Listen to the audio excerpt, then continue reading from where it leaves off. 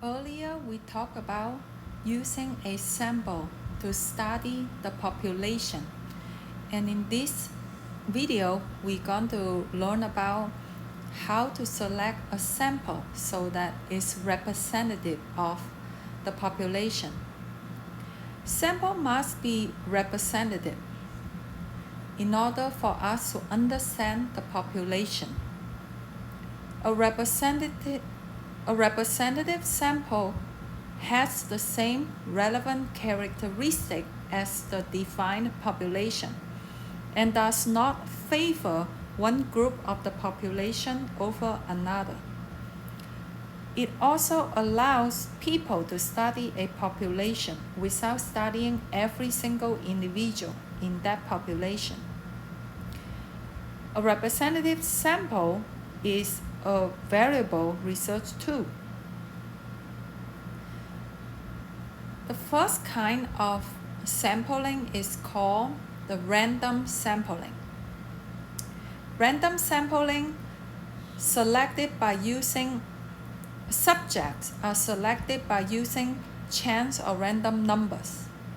Each individual subject, human or animal or cars or anything else, has an equal chance of being selected. For example, drawing names from a hat. Every name in the hat have an equal chance of being selected. Or you assign a random number to everybody and just randomly select some numbers. And that's also a random sampling. Systematic sampling. Systematic sampling select a random starting point and then select every nth subject in the population. It's simple to use, so it is used often. You choose a random starting point and then choose every nth items. So for example, we said the starting point is right here. This is a line of people. The starting point is here, and we choose every third person. So 1, 2, third person, 4, 5, the sixth person, 7, 8, and you will also select the ninth person, and so on. And this is systematic sampling. This is not a good example of sampling. Okay, this is called a convenience sampling. What it means is whoever come to you, you just say, hey, do you believe in the death penalty in this example? And it's just a random person walking on the street, but it also restricted because the person is living in the neighborhood. So people live in the same neighborhood could share similar belief. So it's not a representative sampling method for the whole population. Convenience sampling use subjects that are easily accessible. It's prone to creating non-representative sample. Members all have a similar characteristic. For example, all live in the same neighborhood. For example, using family members or students in just one classroom or mall shoppers. Okay, those are not a good sample for the population because they're just convenience sampling. Another good method for sampling is called stratified sampling. Stratified sampling would divide the population into at least 2 different groups, and it's called the strata. For example, we can divide the population into women and men, and each group with common characteristic. Then you draw some subject from each group. For example, you select some members in the women's group, and you select some members from the men's group. And the result will be a more representative sample. It also helps preserve certain characteristics of the population. Because if you just choose randomly. Sometimes your entire sample could consist of all males. The chance is low, but that is possible. But if you use stratified sampling, you just make sure you will select subjects from different groups that share common characteristics. Another way of good sampling is called the cluster sampling. What it is that you divide the population into groups or clusters, randomly select some of the groups, then collect data from all members of the selected group. It's used extensively by government and private research organizations. An example is exit polls. So, for example, you can divide the population into groups or like states or districts. And then you interview all voters in one district or one precinct.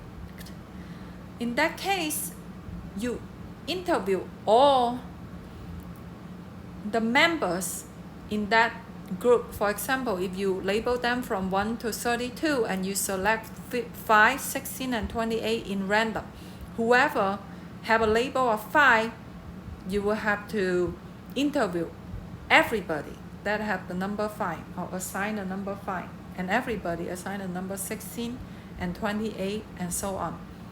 So that is a cluster sampling.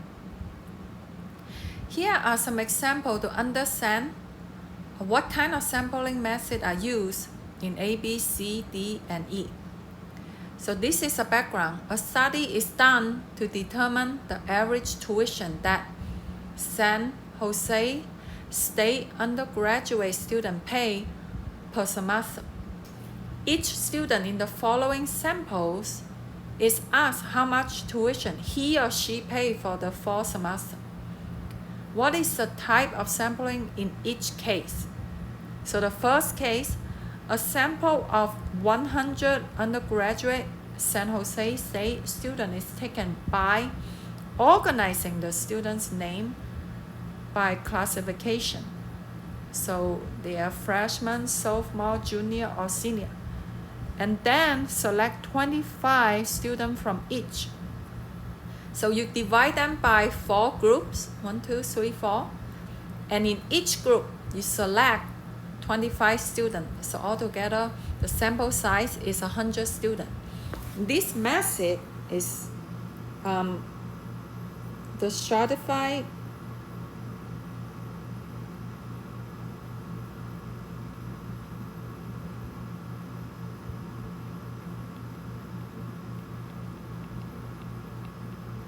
sampling, because you divide the group, the population into 4 groups, and then you select some member of each group.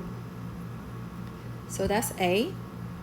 B, a random number generator is used to select a student from the alphabetical listing of all undergrad students in the fall semester. Starting with that student, every 50 student is chosen until 75 students are included in the sample. Now in this case, you list them in a list and you choose every 50 students in that random list, and this is called systematic sampling. C, a completely random method is used to select 75 students. Each undergrad student in the fall semester have the same probability of being chosen at any stage of the sampling procedure. So each member have the same probability of being chosen, and this method will be called simple random sampling. And we will study this a lot in this semester. And D, the freshman, sophomore, junior, and senior years are numbered 1, 2, 3, and 4, respectively. A random number generator is used to pick 2 of those years. All students of those 2 years are in the sample. Now in this case, you divide the entire population into 4 groups, and you randomly choose 2 out of the 4 groups, and then you interview all the students, and this is called the cluster sampling method. Last, an administrator assistant is asked to stand in front of the library one Wednesday and to ask the first 100 undergrad students he encountered what they pay for tuition in the fall semester. Those 100 students are in the sample. Now this is called is a convenient